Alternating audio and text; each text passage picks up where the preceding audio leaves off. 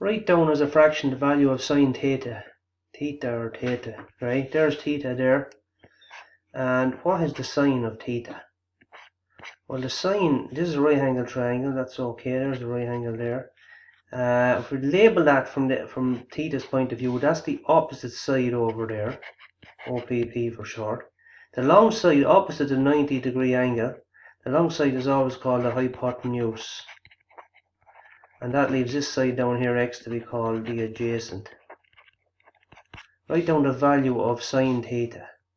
Well, sine theta, sailing over heaven, opposite over hypotenuse. So sine theta in this triangle is simply the opposite, which is 15 in length, divided by the length of the hypotenuse, which is 17.